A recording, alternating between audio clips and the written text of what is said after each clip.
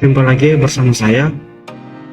Kali ini saya akan meneruskan materi tentang logika dan algoritma. Nah, di sini saya melanjutkan tentang penulisan notasi penulisan algoritma. Dimana pada sebelumnya bahwasanya notasi penulisan algoritma itu sendiri terbagi tiga, yaitu kalimat deskriptif, procedure code, dan bagan alir atau flowchart. Nah, di sini saya akan melanjutkan poin yang ketiga, yaitu adalah bagaimana menggambar atau membuat bagan alir atau flowchart. Apa itu bagan alir atau flowchart? Flowchart atau bagan alir adalah suatu skema atau gambar yang memperlihatkan suatu urutan instruksi atau kegiatan dan hubungan antara proses beserta instruksinya. Jadi bagan alir atau flowchart ini adalah suatu skema atau gambar yang digambarkan dan diperlihatkan beserta instruksi atau kegiatan yang ada dan hubungan antara si proses beserta perintahnya atau instruksi yang ada. Itu adalah definisi dari bagan alir atau flowchart. Gambaran ini juga dinyatakan dengan simbol ya. Jadi di dalam bagan alir nanti ada beberapa simbol yang menjadi patokan dalam menggambarkan algoritma dengan menggunakan bagan alir atau flowchart.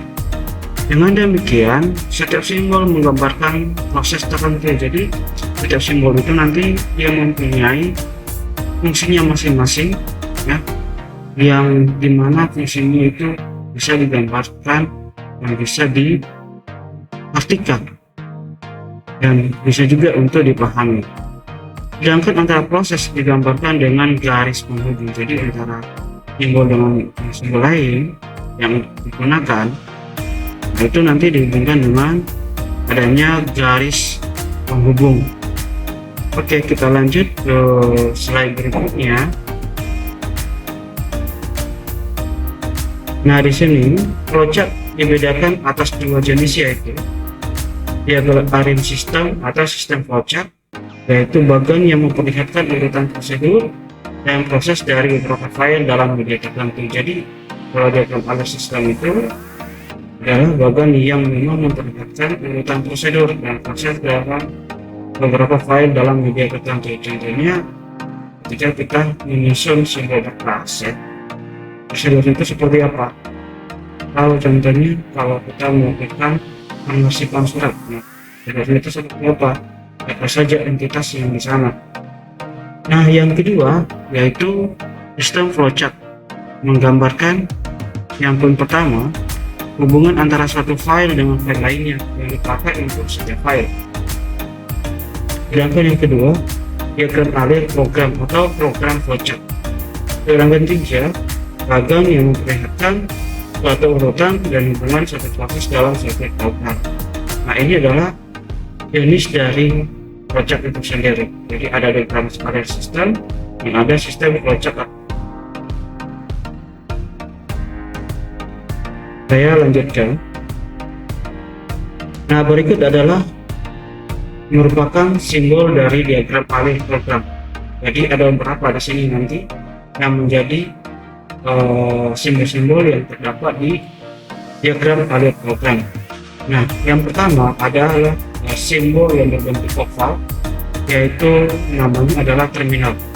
Di mana terminal ini menyatakan awal dan akhir, atau start dan end. Jadi simbol ini digunakan saat kita menggambar flowchart diagram. Itu kita buat dulu awalnya pertama kali. Nah, setelahnya kalau sudah selesai, kita akhiri dengan simbol yang sama juga, yaitu simbol terminal. Kita lanjut ke nomor 2, yaitu simbol yang berbentuk dengan persegi panjang. Nah, ini dikatakan proses yang melambangkan suatu pengolahan data, yaitu pola data ini. Lalu ini untuk mengolah data seperti kita melakukan proses memasak, menyuci, menyapu. Itu adalah suatu proses. Nah, itu akan digambarkan dalam simbol yang berbentuk persegi panjang ini. Nah, itu adalah proses. Yang ketiga yaitu simbol jajar genjang. Nah, ini adalah sebagai input atau output. Jadi simbol yang berbentuk jajar genjang ini dia bisa menjadi input dan bisa menjadi output yang mewakili data input dan menuliskan outputnya. Jadi kalau ada data input sebagai input nih, itu dituliskan dengan simbol yang ini juga. Kalau ada hasil yang dicapai, yang dituliskan juga dalam bentuk simbol dan bentuknya sepertinya. Jadi simbol ini untuk input dan output ini harus diperhatikan juga apa yang menjadi inputnya, apa yang menjadi outputnya. Kalau kita melakukan proses ini, contohnya ada rumus C sama dengan B ditambah A, berarti yang diketahui itulah yang menjadi nilai inputnya, sedangkan yang dicari adalah sebagai nilai outputnya. Kalau C sama dengan B tambah A, berarti B dan A itu adalah nilai yang diketahui, jadi dia sebagai input, sedangkan C yaitu sebagai outputnya. Jadi ketika ada input dan output, inilah simbol.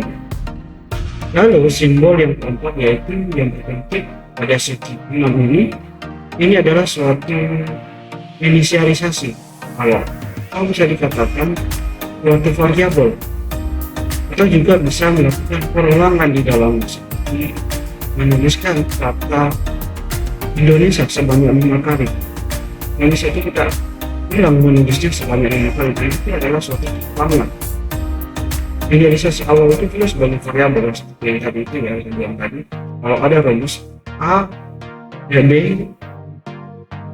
maksudnya rumusnya C sama dengan B ditambah A, berarti variabelnya apa saja, yaitu A, B, dan C itu adalah variabel atau inisial awal.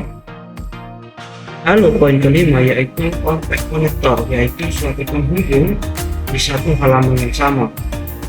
Compact connector ini yang berbentuk lingkaran ini adalah berguna untuk menyambungkan gambar diagram ini di dalam halaman yang sama. Contohnya kita menggambar di halaman yang sama di halaman yang 2 contohnya. Nah, ternyata tampaknya kurang muat di bawah, jadi masih ada space di sebelah kanannya. Nah, kita buatlah di situ. Jadi untuk menyambungkan ke sana, kita menggunakan simbol yang lingkaran ini yang dikatakan compact connector. Kita lanjut. Baik, kita lanjutkan lagi di simbol berikutnya, yaitu adalah nomor 6, yaitu simbol yang berbentuk segi 5 ini adalah compact connector, yaitu penghubung di halaman yang berbeda. Nah, kalau yang lingkaran tadi itu adalah penghubung di halaman yang sama. Nah, kalau ini digunakan di halaman yang berbeda. Jadi karena yang gambar kita itu tidak cukup di halaman yang satu, maka kita bisa menyambungkan di halaman yang berbeda dengan menggunakan simbol ini seperti ini. Lalu ketujuh adalah simbol tanda panah. Ini tanda panahnya boleh bebas kemana ya, bisa bebas ke atas, bawah, ke kiri, dan harus diikuti lamit, harus dilihat juga aturannya nggak mau ngerti seperti ini, bisa juga harus di ya aturannya seperti ini, harus dilihat juga kemana arus ini. Ini dikatakan flow lines atau menunjukkan arah arus atau arus jet tadi fungsi dari arah tanda panah ini. Baru yang ke-8 itu adalah berbentuk ketutup. Itu adalah per device, yaitu sebuah program yang terpisah yang dapat dipanggil dari main program. Jadi yang ini adalah contohnya kalau ada sebuah aplikasi, contohnya kalau kita buka Word itu sendiri, Office Word itu ada beberapa menu di atas. Jadi ada file, home, insert, cloud, layout, itu banyak isi ya. Ini yang ada di atas. Itu bisa menggunakan ini sebagai pilihan ya untuk membuka menu yang ada di sana. Lalu yang ke-9 yaitu default, yaitu sebuah program yang terpisah yang dapat dipanggil dari program ini. Contohnya ketika kita masuk, contohnya ada sebuah aplikasi sistem ini gunanya seperti form untuk menampilkan form-form yang ada di sistem itu sendiri. Hanya kalau kita menentukan bagian pengaturan kertas adalah kotak dialog itu bisa berbentuk simbol yang seperti ini, yang kalau saya lihat ada berbentuk persegi panjang namun ada kolom kecil di kiri kanan. Itu adalah dikatakan predict yaitu sebuah program yang terpisah yang dapat dipanggil dari main program itu sendiri. Baik, kita lanjutkan lagi. Nah, ini adalah suatu contoh suatu algoritma untuk membersihkan bak mandi. Nah, di sini algoritmanya seperti ini. Nah, seperti yang katakan tadi, kalau kita menggambarkan algoritma, kita harus cek dulu membuat simbol terminal, yaitu adalah start. Start itu berarti awal. Baik, lalu ada simbol proses, yaitu apa yang dilakukan, yaitu membuka penutup dasar baknya, buka penutup dasar baknya. Lalu muncullah decision di sana. Di sana ada pertanyaan, apakah baknya sudah kosong? Nah, kalau T berarti tidak, ini kembali ke atas lagi, berarti buka penutup dasar baknya. Tapi kalau iya, berarti lakukanlah sikat dinding dan dasar baknya. Kalau sudah disikat dinding dan dasar baknya, lalu proses lagi siram baknya. Ada decision lagi, apakah sudah bersih? Kalau T berarti kembali ke atas, berarti tidak ya, belum bersih, berarti sikat dinding dan dasar baknya, lalu siram baknya. Tapi kalau Y berarti ya, ini sudah bersih, maka sumbatlah penutup baknya dan hidupkan keran air ya. Jadi kalau sudah bersih itu tutup kembali ya, baknya dan hidupkan keran air. Nah, itu adalah sebuah proses juga yang dikerjakan.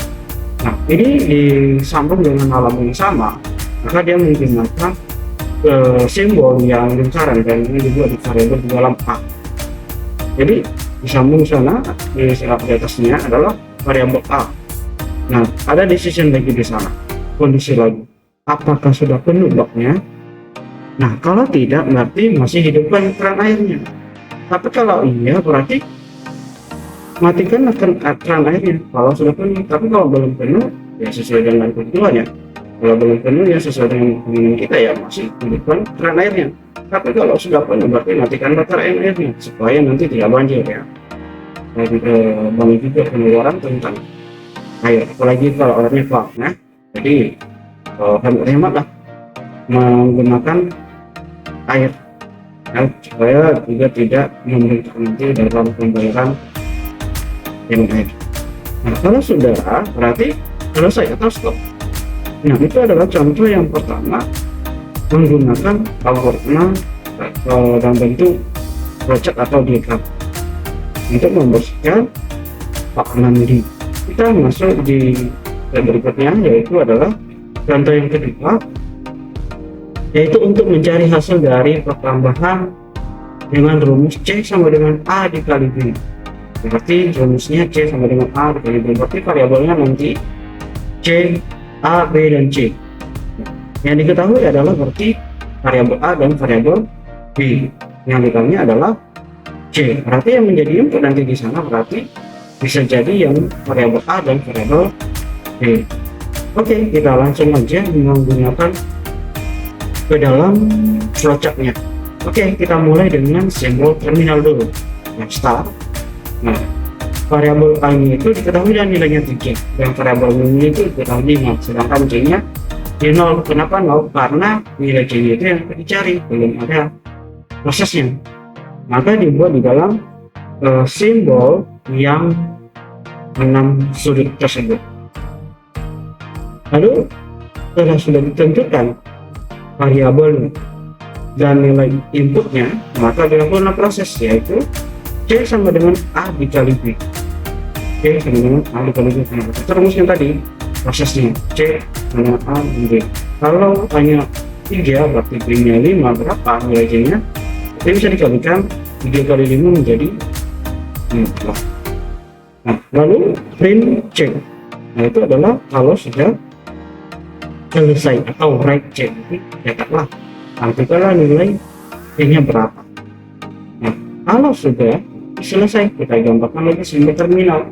Nah, itu selanjutnya jika kamu menggambarkan ini saja, yang pertama kamu wajib memahami dulu data yang akan dicek. Baru tentukan apa saja dulu variabelnya, apa yang menjadi input, apa yang menjadi proses. Kalau ada decision, ya silakan dibuat gitu.